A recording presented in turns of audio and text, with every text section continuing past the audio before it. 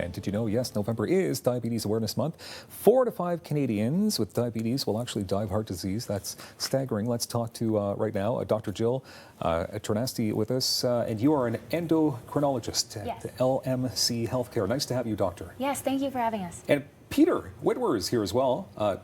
Diabetic heart attack survivor. We're happy to have you here today with us. Okay, thank you. We'll get into your story coming up in moments. Dr. Jill, can you tell us about LMC Healthcare? You're in Barrhaven, correct? Yeah, we're a clinic in Barrhaven. There's 5 endocrinologists there. We see a wide range of endocrinology issues, but one of the most prevalent one in Canada is diabetes. So we are largely a diabetes center. We have comprehensive care there, eye care, foot care, everything that you could need to manage diabetes and the complications that can arise from diabetes. Okay. Why do we have such staggering statistics that I mentioned? 4 out of 5 people with diabetes will get heart disease, possibly pass away. That seems to be pretty high. Yeah, we know that diabetes itself is an independent risk factor for heart disease, but we also know that a lot of the behaviors that can put you at risk for diabetes can also put you at risk for heart disease as well. Okay, let's talk about some of the findings in this recent study as well. It's a My Heart Matters survey that came out. 85% of type 2 diabetics aren't getting exercise. 85%. That's a lot.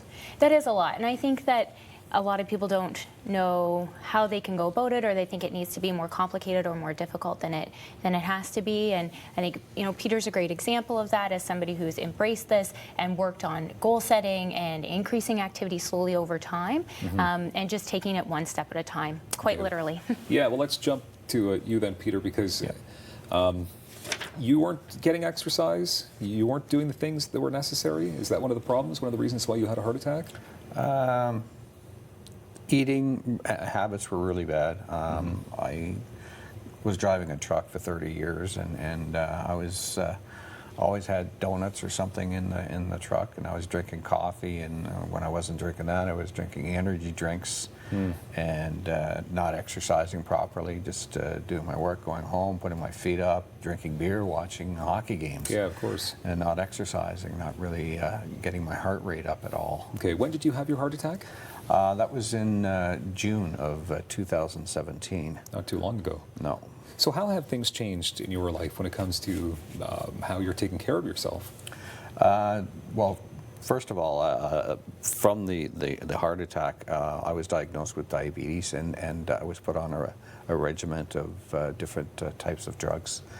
And they're all meant to lower your blood sugar.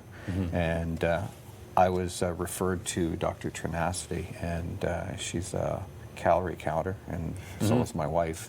So I've had to change my eating habits, and I started exercising. And the ladies at the rehab at the Heart Institute got me into Nordic walking, and they basically brought me back from where I was to where I am now, and I've started doing different races. I did a 5-kilometer race for race weekend as a fundraiser for Heart Institute. I just did a 10K for the Army Run, and I have another 5K coming up that's for something. Santa Shuffle. That's for the Salvation Army. You're like a superhero, Peter. Just trying to keep going. Yeah, but that's incredible. Doctor, also, I mean, in this survey as well, also staggering, 1 in 3 diabetics are virtually getting no exercise at all. Like that's got to be troubling. It is, and again, I think people think it needs to be complicated, or I think, you know, when people have diabetes, they often have other medical conditions as well that may limit their activity, but it could be as simple as just getting your heart rate up, getting a bit out of breath for 10 to 15 minutes at a time, and adding that up to 150 minutes a week. Okay, and then the easy tips, of course, or, well, easy, but it's tough to break people's habits, right? Yeah, for sure. What are some of those little easier tips, perhaps, that people can follow? So I think for eating as well, I mean, we talked about food tracking, and that's something Peter's worked on as well. I think there's a new food guide out. I think the principles in that are excellent. There's a lot of information on My Heart Matters and Diabetes Canada. I think it's really easy to get bogged down when you're on the internet looking up diets, but I tell all of my patients, and Peter's heard this before, that every time you sit down to eat, your plate should be half vegetables, a quarter of it should be protein, and a quarter of it should be a carbohydrate. And that carbohydrate should be something that's high in fiber. Okay, so this advice, and are there other things that LMC Healthcare is doing to help out diabetics?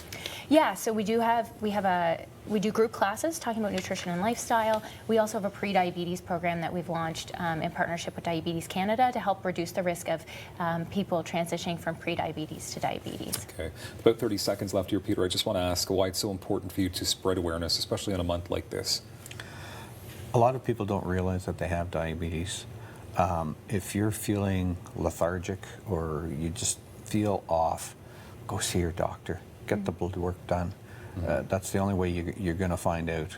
That's how I found out. I didn't go to the doctor until it was too late. I wound up in the emergency. That's when I found out I was diabetic. So get to your doctor before it's too late. Yeah. All right. Well, thank you very much, Doctor. And Peter, we appreciate your time here. Of course, for more details on this study and other helpful tips, myheartmatters.ca. November is Diabetes Awareness Month. Thank you very much. Thanks for having us. More daytime coming up in moments. We have an amazing author joining us in seconds on Rogers TV.